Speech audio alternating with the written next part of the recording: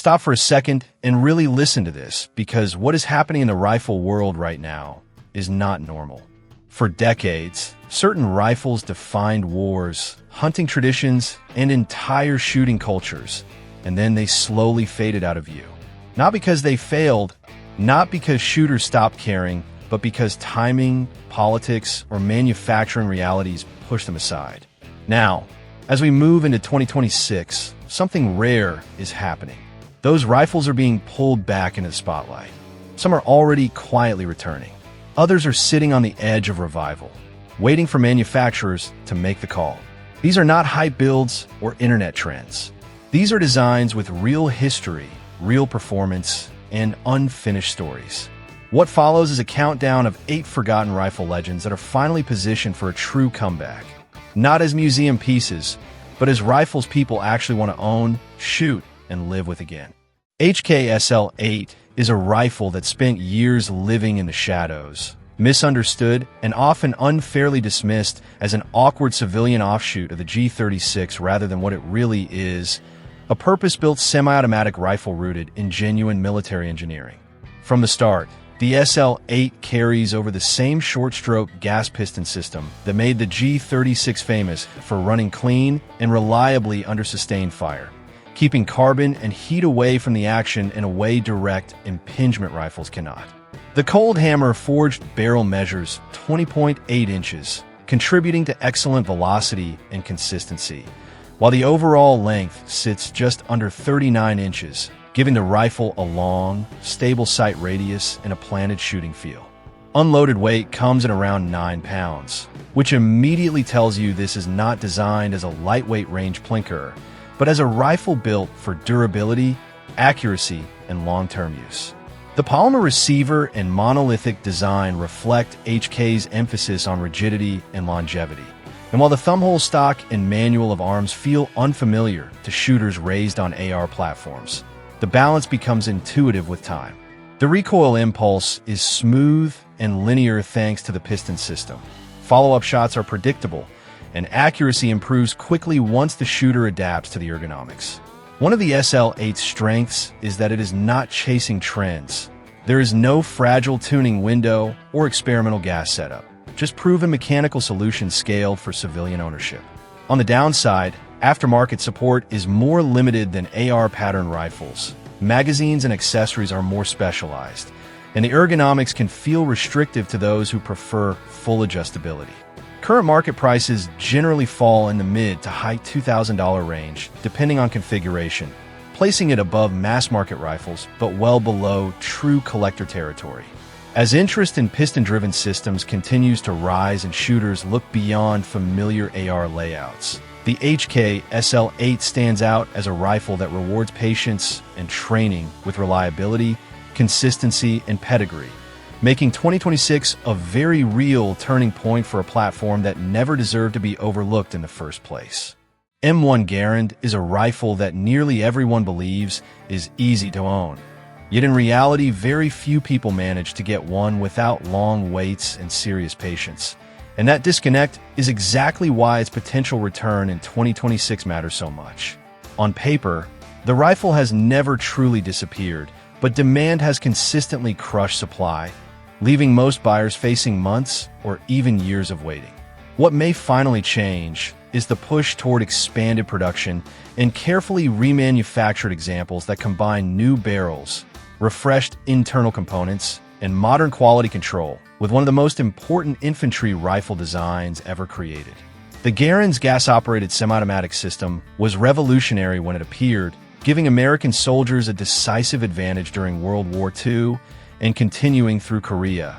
And that same system still feels remarkably smooth and reliable today.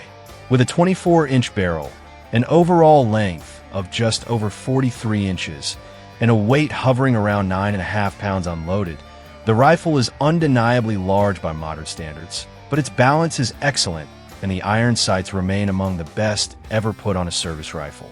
Chambered in 30-06 Springfield, it delivers strong velocity, consistent accuracy, and real effectiveness well beyond the distances most shooters expect from iron sights, especially in trained hands.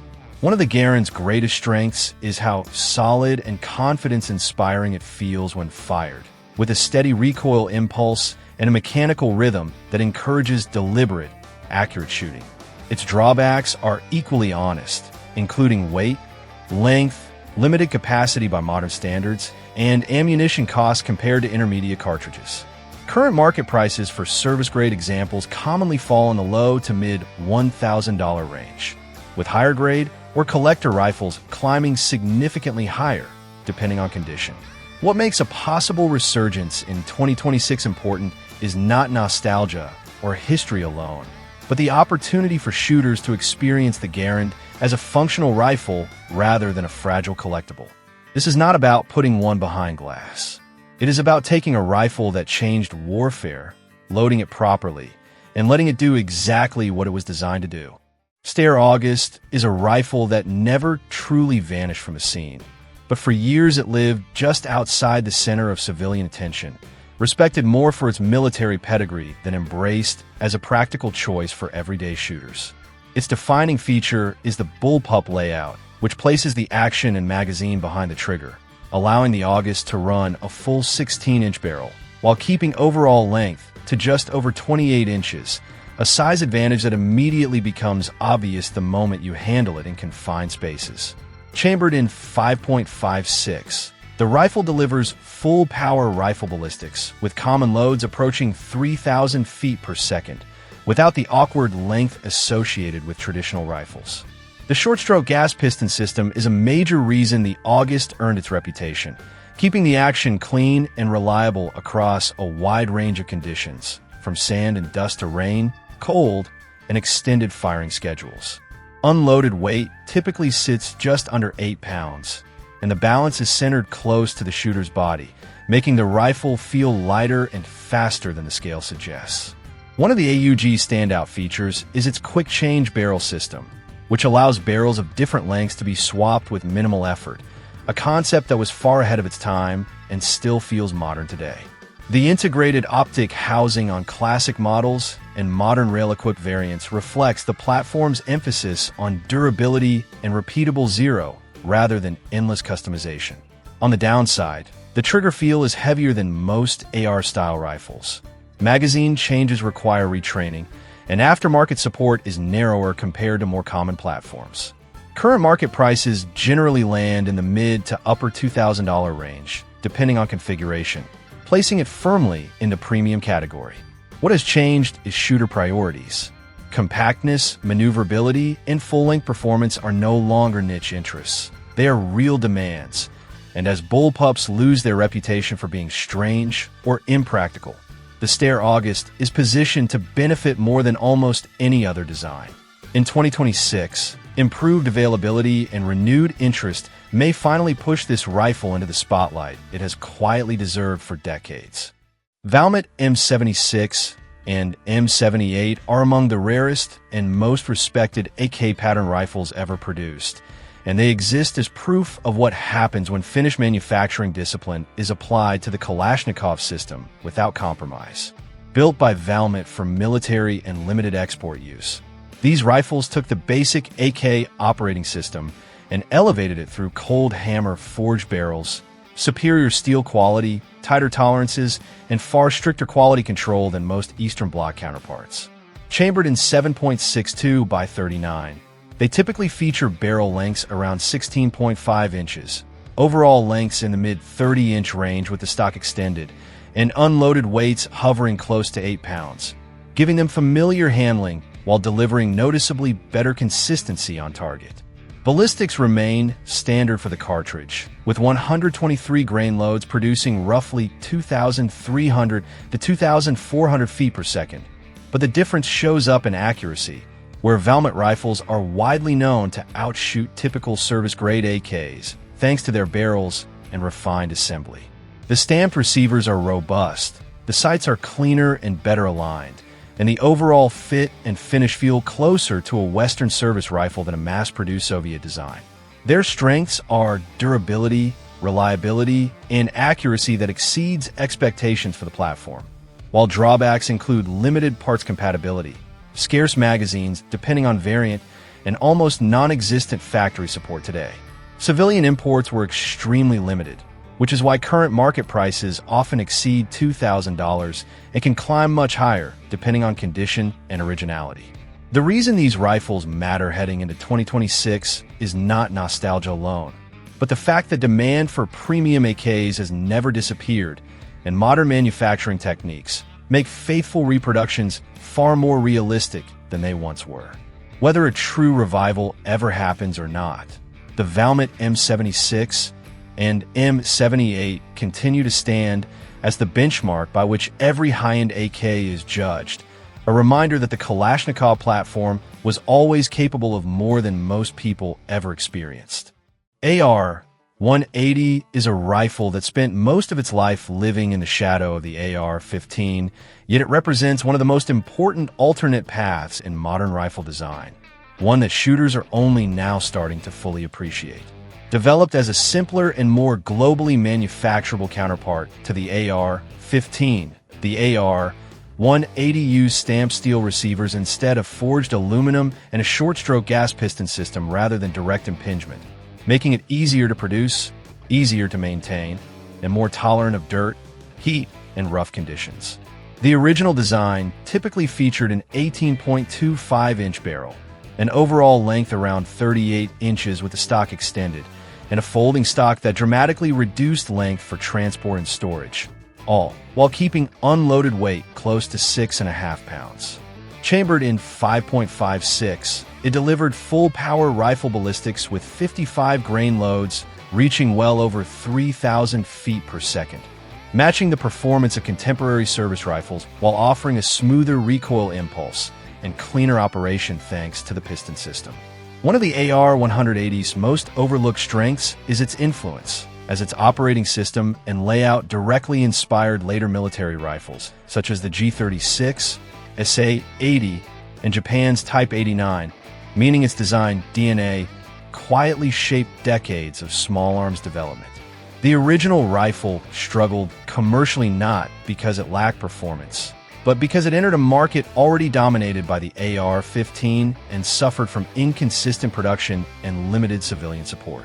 Its drawbacks included less modularity than modern platforms, limited aftermarket options, and parts availability that eventually dried up.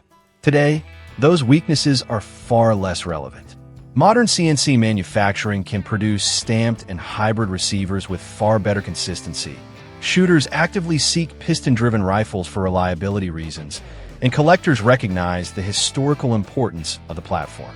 Current original examples command premium prices on the secondary market, often well above what their original performance specs would suggest.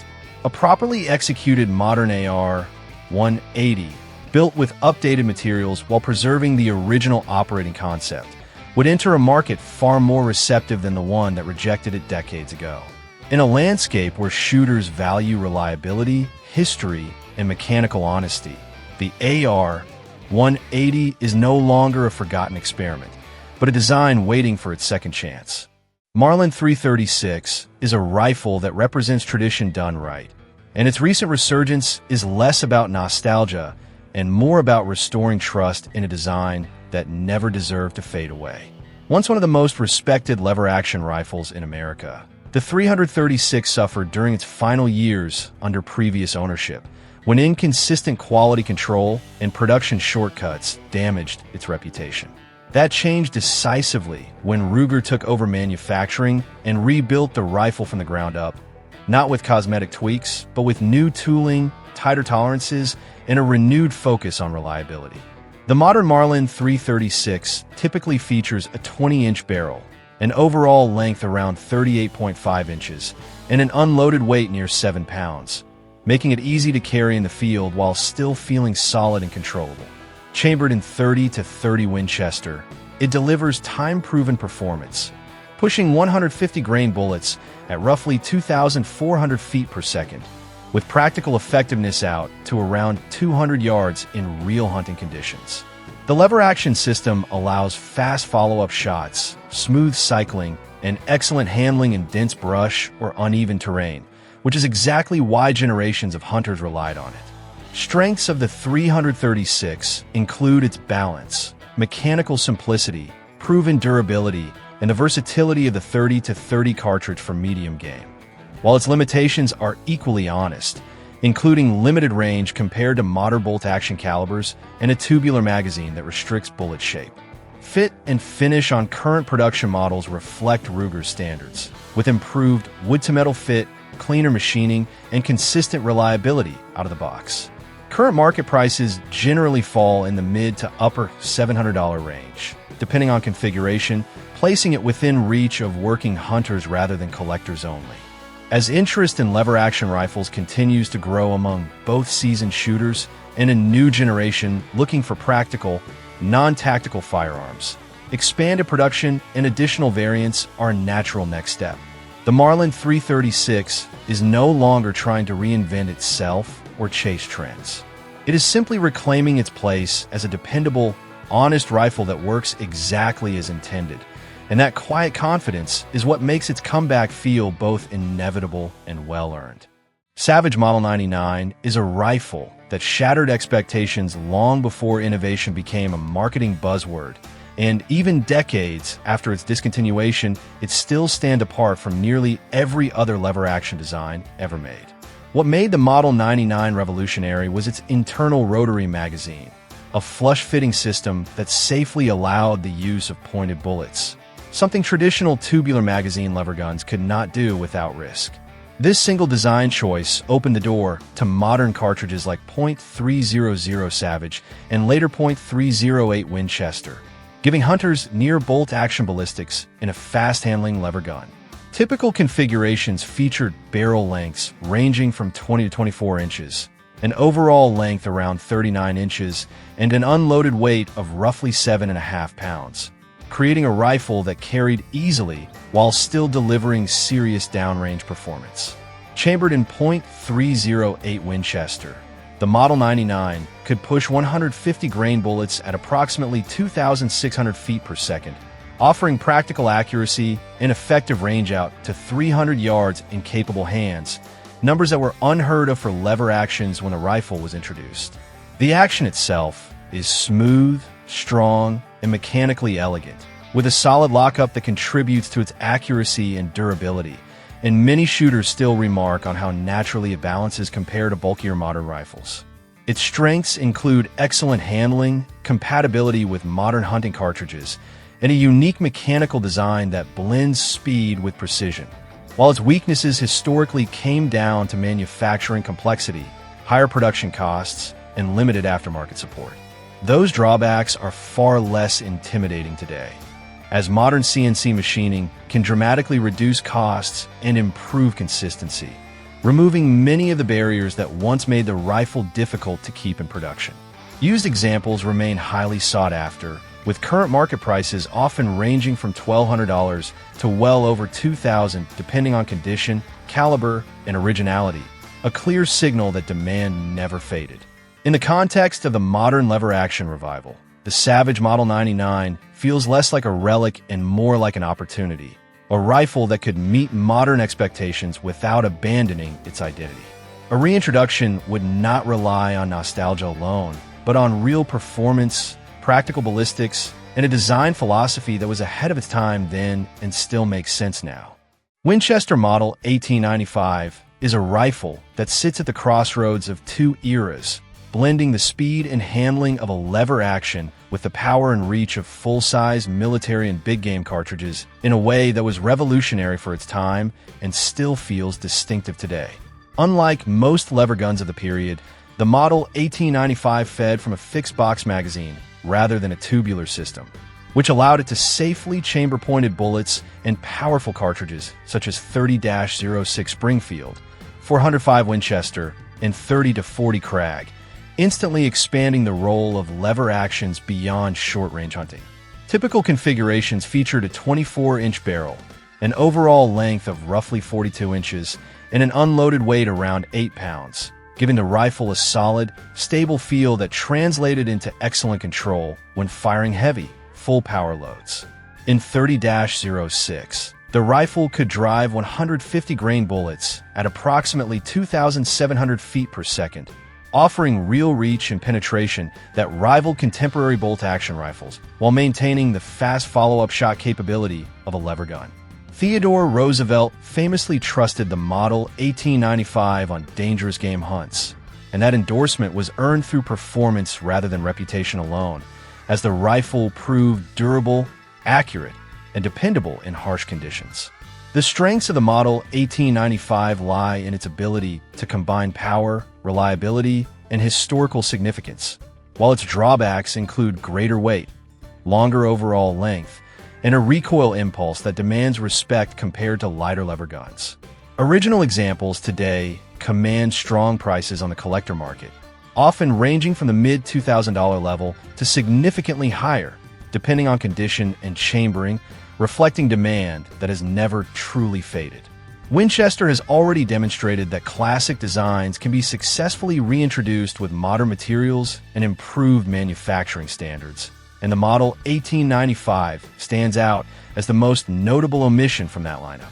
If it returns in updated form while preserving its traditional lines and character, it would immediately attract hunters seeking power, collectors drawn to history, and enthusiasts who appreciate a rifle that represents a turning point in firearms design, making its potential comeback feel not only desirable, but inevitable. 8 rifles, 8 stories, and 1 clear pattern. These designs never failed. They simply waited for the right moment. As 2026 approaches, that moment is arriving. History does not stay buried when shooters remember, and these rifles are proof that legacy and performance still matter.